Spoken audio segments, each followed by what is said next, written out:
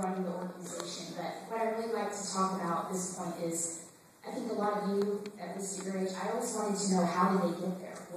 What is it about them, about Julie, about you, that sets you apart from everybody else? And, you know, it doesn't really, some people say it's your parents. Clearly, you know, Julia, you definitely got brought up the right way. So we're not even close to your parents. But there's so many other factors. You know, I had a single mom, so she worked 70 hours a week. You know, there's so many other factors that come into that. And really, one of the biggest reasons, I love saying this because, you know, I look up to my husband every day, because what ends up happening, it's true. What ends up happening is a lot of people, like I said, just see this person standing up here, and I don't think they really understand the value behind that person and how he became who he is and what we do as a team.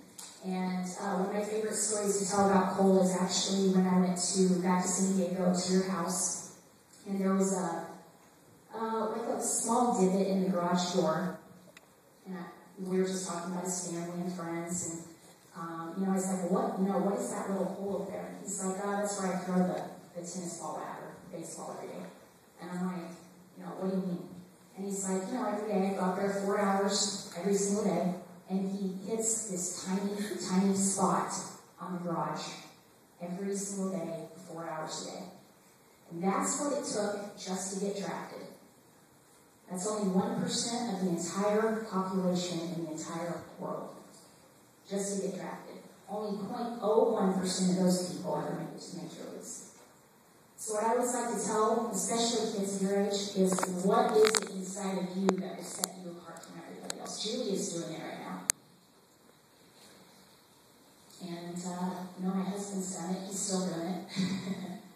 And I like to think of myself in that category of trying to set myself apart, you know, trying to go the extra mile, trying to be that person that stands out in your mind. And, I don't know, that's probably my favorite story about Cole, and I'll let him take it away from here. I'll take it away.